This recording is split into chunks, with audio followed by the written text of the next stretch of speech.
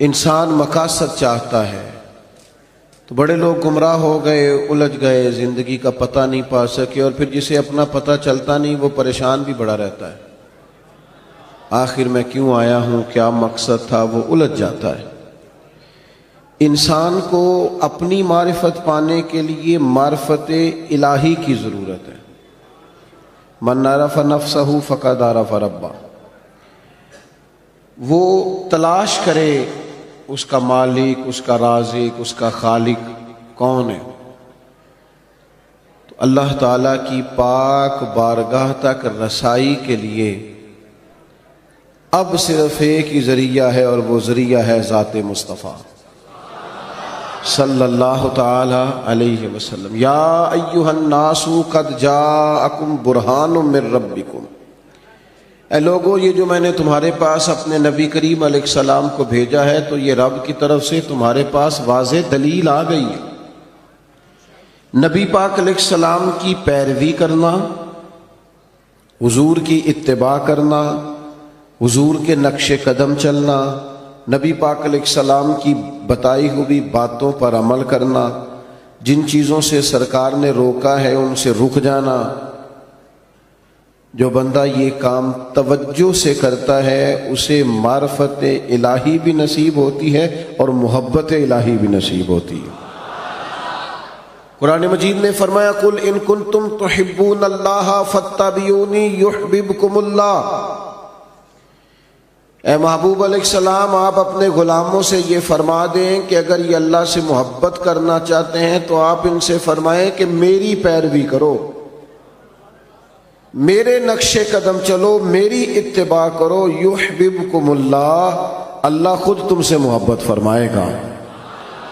نبی پاک علیہ السلام کی اتباع، حضور کی پیروی، نبی پاک کے نقش قدم چلنا، یہ انسان کو معرفت الہی دیتا ہے۔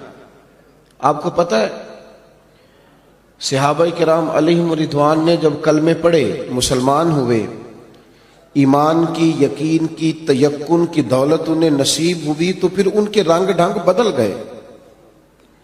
بڑا مشکل کام ہے اپنا کمایا ہوا مال محنت کا لا کے خرچ کرنا، لیکن جب رضائے الہی پورے طور پر مطلوب ہو اور معرفت الہی کا رنگ چڑھا ہوا ہو اور انسان کو طے ہو جائے کہ اب یہ مال میرے رب کی رضا کا ذریعہ بنے گا، تو پھر حالت یہ ہوتی ہے کہ جناب صدیق اکبر نے تن کے کپڑے بھی اتار دیے اور ٹاٹ کا لباس پہن لیا۔ تینوں لب دیاں آپ گواچے، سانو اپنی خبر نہ کوئی، ساتھوں تے پارے نے ککھ گلیاں دے، سانو آکھ دے لوگ شدائی، اسا لنگ نموس دا ساڑ کے چولا، گل پہنے تاج گدائی، او سجنا اپنا آپ گوایا تاں یار نے چاتی پائی۔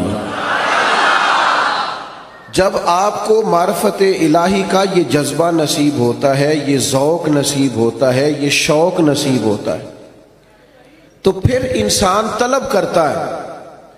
نبی پاک صلی اللہ تعالی علیہ وسلم نے فرمایا شہید بھلا اللہ کی بارگاہ میں کیا خواہش کرتا ہے؟ اللہ کرے آپ کی زیادہ توجہ میری طرف ہو جائے، ہمارا سارا دھیان لے ہی ہمارا موبائل گیا ہے، شریکہ ہی بن گیا ہے۔ 2 4 5 لوگ بنا لیں، باقیوں کو دے دیں، اور جس نے بنانی ہے وہ ضرور بنائے، پر بات تو میری سنیں نا۔ آپ لائیو کومنٹس بعد میں دیکھ لیجئے گا۔ عزیز دوست میری بات پر غور فرمائیں، جب آپ معرفت الہی تک پہنچ جاتے ہیں تو حضور فرماتے ہیں شہید اللہ کی بارگاہ میں عرض کرتا ہے مالک کبھی ایک دفعہ پھر بھیجے نا دنیا میں، اور پھر موقع ملے نا شہید ہونے کا۔ تیری جنت میں بڑا لطف ہے، لیکن گویا جو تیری راہ میں سر کٹانے کا مزہ ہے۔ میرے عزیز جب نبی پاک کی پیروی کی جاتی ہے تو معرفت الہی انسان کو جینے کا سلیقہ آ جاتا ہے، اسے محسوس ہوتا ہے کہ میں کوئی بڑا بامقصد کام کر رہا ہوں۔ پھر پتھر کھانا، تبلیغ کرنا، جد و جہد کرنا، کانٹوں پہ چلنا، یہ سارے کام مزہ دینے لگ جاتے ہیں۔ جب کوئی مقصد حیات ہاتھ آ جاتا ہے نا، پھر تھوڑے وقت سو کے بھی انسان نیند پوری کر لیتا ہے، تھوڑے پیسوں پر بھی گزارا ہو جاتا ہے، پھر سادہ لباس بھی ہو، سادہ کپڑے بھی ہوں، مسجد میں سونا بھی ہو، تو حضرت بلال حبشی مطمئن وقت گزارتے ہیں. پھر اطمینان، جب معرفت الہی نصیب ہو جائے، محبت الہی نصیب ہو جائے، تو حضور علیہ السلام نے معراج سے واپس آ کے فرمایا بلال کیا عمل کرتے ہو؟ یا رسول اللہ کیا ہوا؟ فرمایا میں نے تو جنت میں بھی تمہارے قدموں کی آواز سنی ہے. نبی پاک کی خالص پیروی، اتباع رسول، لیکن شرط یہ ہے کہ انسان تن من دھن سے حضور کی پیروی کرے. وہ چند 2 4 5 چیزوں کا دعویٰ نہ کرے، میٹھا کھانا سنت ہے، مسواک کرنا سنت ہے، داڑھی رکھنا سنت ہے، پگڑی باندھنا سنت ہے. یہ بڑی عظیم سنتیں ہیں، پر سچ بولنا بھی سنت ہے، فاقہ کرنا بھی سنت ہے، دل بڑا رکھنا بھی سنت ہے، دل صاف رکھنا بھی سنت ہے. جو اپنے لیے پسند کرو وہ دوسرے کے لیے پسند کرو، یہ بھی حضور کی دی ہوئی ادا ہے. اپنی مرضی کا ماحول فقط نہیں بنایا جائے گا. جب آپ معرفت الہی کے راستے پہ چلیں گے تو لازمی شرط ہے حضور کی پیروی کریں گے. اتباع رسول کے بغیر کوئی اور رستہ ہی نہیں ہے جو بندے کو اطمینان دے سکے، سکون دے سکے. آپ ایک مطمئن زندگی گزارتے ہیں جب حضور کی پیروی میں. آپ دنیا میں دیکھ لیں، بہت زیادہ مہنگے کپڑے پہننے والے لوگوں سے ملاقاتیں کر لیں، بہت نئے جدید دور کا فیشن اوڑھنے والے لوگوں سے آپ مل لیں، وہ بیچارے بے چین ہی بڑے رہتے ہیں. 98 لوگوں نے کہہ دیا تیرے کپڑے ٹھیک لگ رہے ہیں، اور 2 نے بھی یہ نہیں کہا غلط ہیں، ٹھیک نہیں، انہوں نے کہا با ٹھیک ہیں. لیکن یہ بیچارے پریشان ہو گئے ہیں کہ پتہ نہیں صحیح ہے کہ نہیں. حالانکہ 2 بندوں نے صرف ہلکا سا یہ کہا ہے کہ بس ٹھیک ہیں، مناسب ہیں. کیونکہ وہ گڈ بک میں آنا چاہتا ہے، وہ صرف دنیا کی زندگی جینا چاہتا ہے. المال والبنون زینت الحیات الدنیا، یہ صرف دنیا کی زینت چاہتا ہے. تو لیول یہ ہو جاتا ہے کہ بڑی مہنگی گاڑیوں میں لوگ بے چین ہیں، تبصرے کر رہے ہیں، زیادہ بول رہے ہیں، اپنی تعریفیں اپنے منہ سے کر رہے ہیں، بیچارے الجھے سے، بکھرے سے ٹوٹتی بکھرتی باتیں کرتے ہیں. لیکن اگر حضور کی اتباع نصیب ہو، اگر پیروی نصیب ہو، تو حضرت عمر نے دیکھ لیا تھا ایک دفعہ سرکار کو موٹے بان کی چارپائی پہ لیٹے ہوئے. صحیح مسلم بخاری دونوں میں موجود ہے.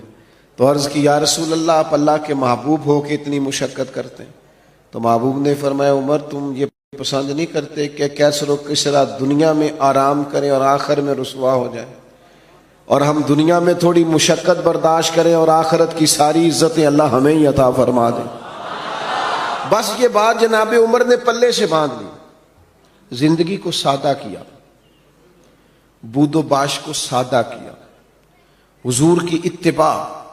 اور یہ چیز تسلی دیتی ہے، دل مطمئن ہو جاتا ہے. آپ کبھی دیکھیں محنت مزدوری کرنے والے لوگوں کو، ان کو کوئی ٹینشن نہیں ہوتی کوئی ہمیں دیکھ رہا ہے کہ نہیں دیکھ رہا، کسی کو کپڑے پسند آئے ہیں کہ.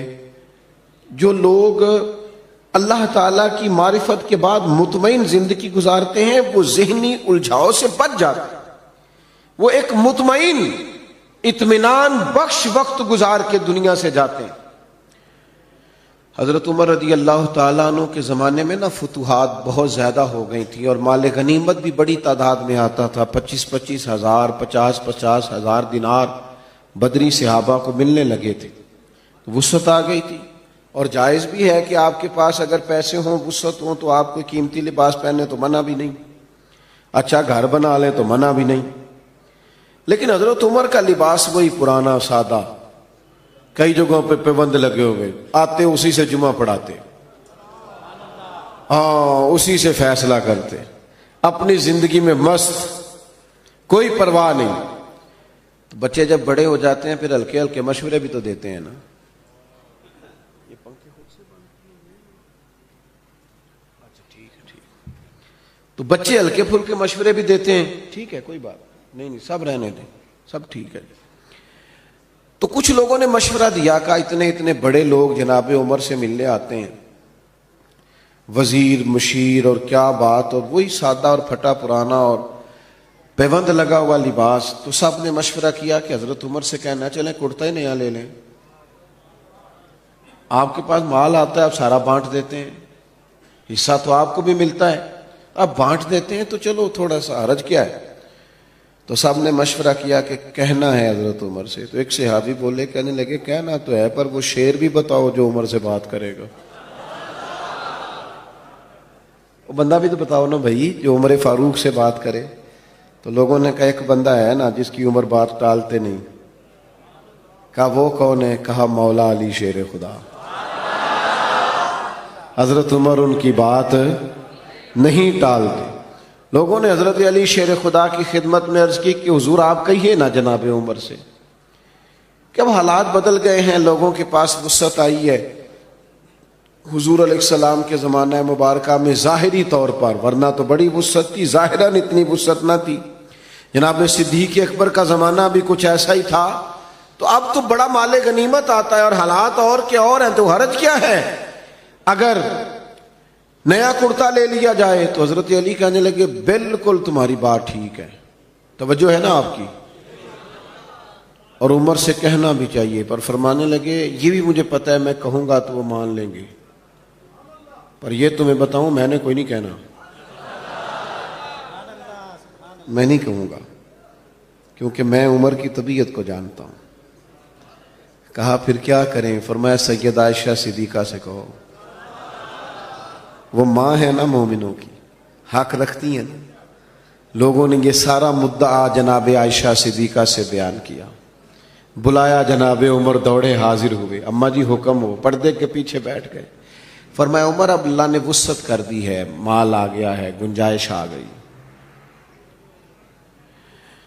تو آپ نیا کرتا لے لیں, کیا حرج ہے؟ تو حضرت فاروق اعظم چپ کر گئے. بزرگوں کے سامنے جو منصب کے لحاظ سے بزرگ ہوں, بڑے ہوں, ان کے سامنے زیادہ باتیں نہیں کرنی چاہیے. حضرت عمر چپ کر گئے. کہا اماں جی آپ حکم کریں, شام سے پہلے کرتا بدل لوں گا. لیکن فرمانے لگے ایک بات کرنے کی اجازت ہے, ایک بات کہنے کی اجازت ہے. کہا کہیے. توجہ ہے آپ کی میری طرف؟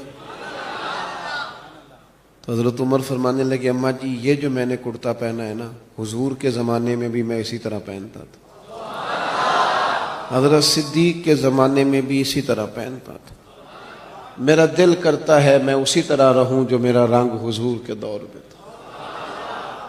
میں اس میں بڑا راضی ہوں, بڑا مطمئن ہوں, یہی میرا طریقہ ہے. بس جناب عمر نے بات کی تو جواب کوئی نہیں آیا.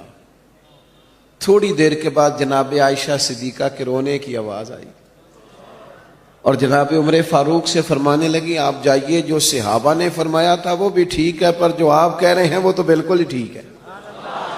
اس لیے کہ معرفت الہی, محبت الہی, توکل, صبر, شکر, قناعت, خودداری, عزت نفس پیدا کرتی انسان کو یہ چیزیں پیدا کرتی ہیں. اور یہ حاصل کیسے ہوتی ہے؟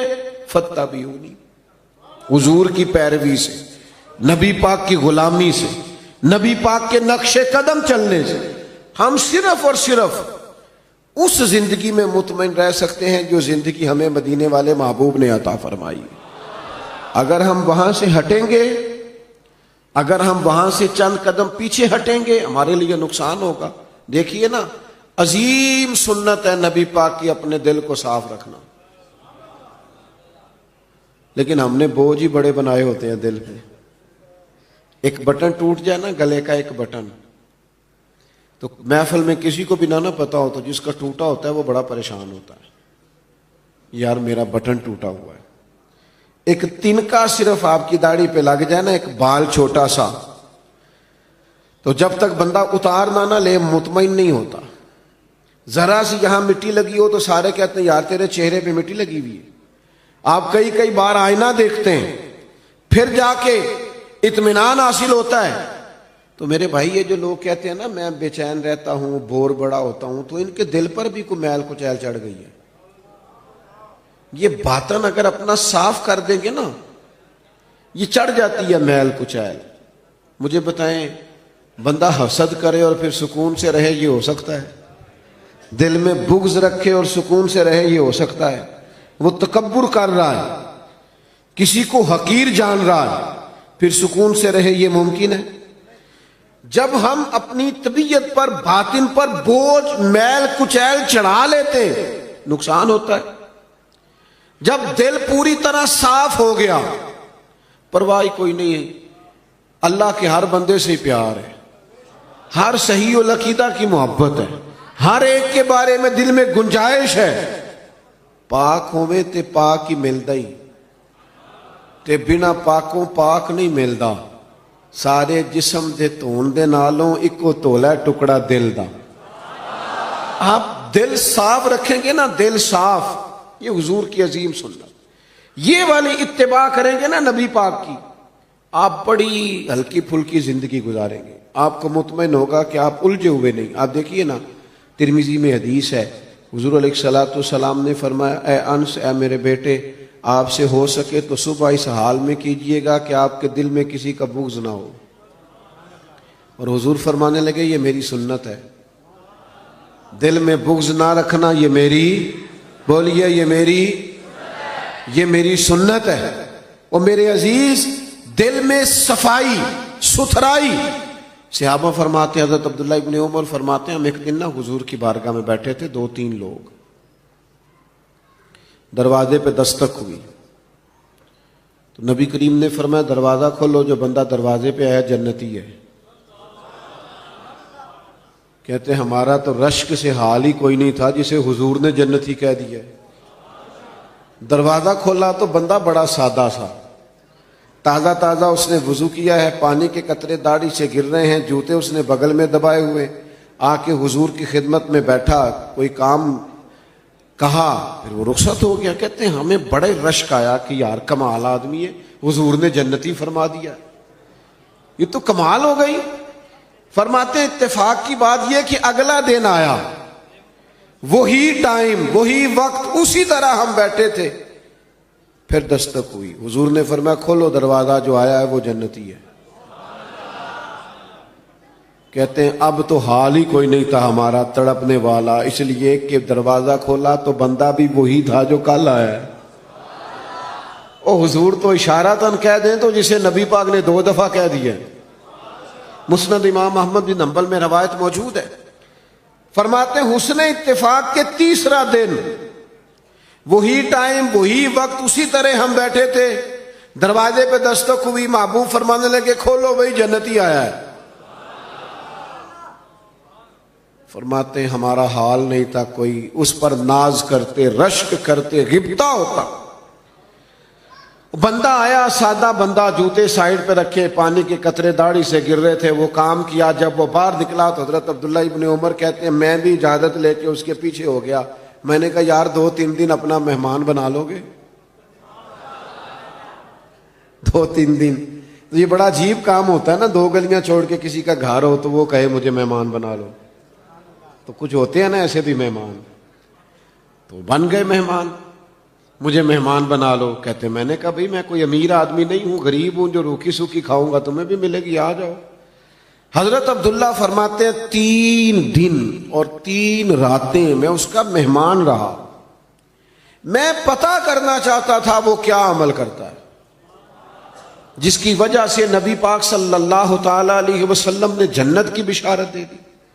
میں معلوم کرنا چاہتا تھا، لیکن آپ فرماتے ہیں میں نے کوئی ایسی بات دیکھی نہیں۔ وہ عشاء پڑھ کے سوتا، فجر کی نماز تک سویا رہتا، اور میں تو درمیان میں اٹھ کے تہجد بھی پڑھتا تھا۔ وہ تو صرف کروٹیں بدلتا تو اللہ کا ذکر کرتا، باقی وہ ساری رات اس نے عشاء سے لے کر فجر کی اذان تک آرام کیا۔ فرماتے ہیں وہ تو تھوڑے صدقات کرتا تھا، میں زیادہ کرتا تھا۔ میں بڑا حیران تھا کہ 3 دفعہ نبی پاک صلی اللہ تعالی علیہ وسلم نے جنت کی بشارت عطا کی ہے، اور بندے کا حال یہ ہے کہ کوئی خاص عبادت نہیں۔ 3رے دن میں چھٹی لے کے اس سے اجازت لے کے جانے لگا تو وہ بھی حیران تھا کہ 3 دن بندہ رہا ہے، سمجھ کوئی نہیں آئی۔ فرماتے میں نے بھی اسے کہا یار مجھے ضرورت نہیں تھی، اصل بات یہ ہے تو بندہ بڑا کمال ہے، 3 دن تک نبی پاک نے تجھے جنت کی بشارت دی ہے۔ میں تو 3 دن 3 راتیں تیرا مہمان رہا، پتہ کروں تو کیا عمل کرتا ہے تاکہ میں بھی کروں۔ اور وہ فضیلت میں بھی پالوں جو تجھے حاصل ہے. فرماتے ہیں وہ کہنے لگا عمل کوئی بھی نہیں، وہی ہے جو آپ نے دیکھ لیا ہے. 5 نمازیں پڑھتا ہوں، حسب توفیق صدقہ کرتا ہوں. تو کہتے ہیں میں نے اس سے کہا یار کچھ تو ہوگا نا جو اتنی شان. تو کہنے لگا ایک چیز میرے پاس ہے، یہ آپ نے یاد رکھنی ہے، یہ ہماری محفل کا نچوڑ ہے. ایک چیز ہے، وہ کیا؟ کہنے لگا میرا دل بڑا صاف ہے،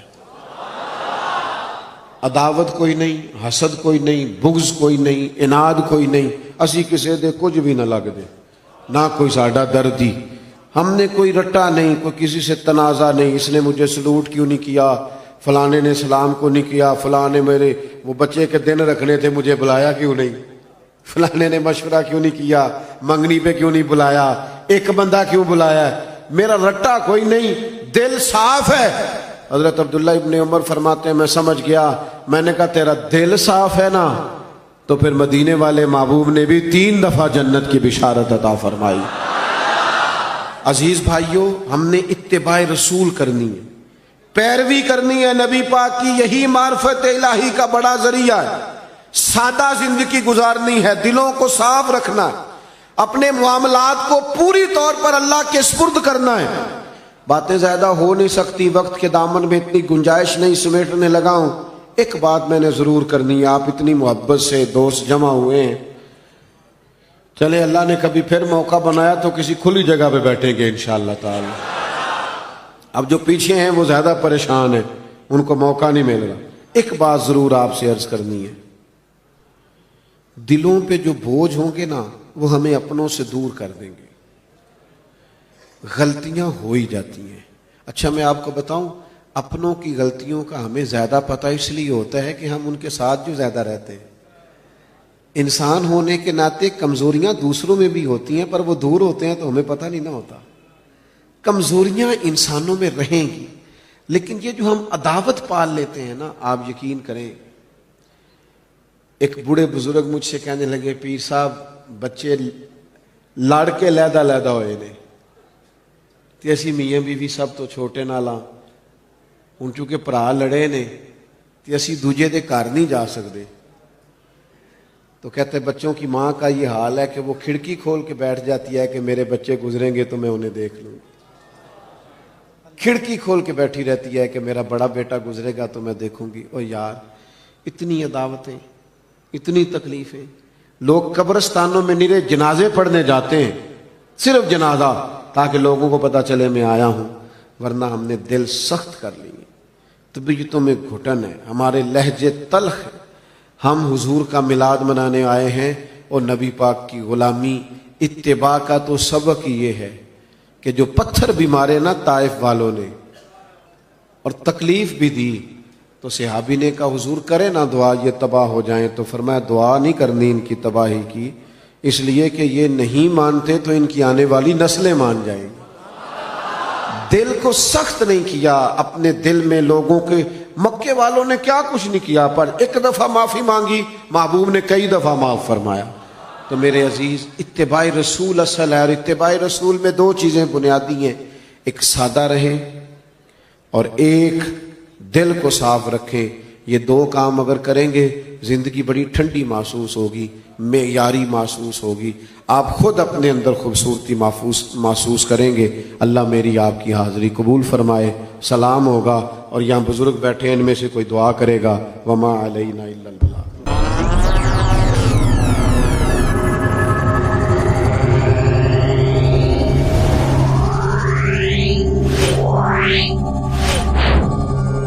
Yeah.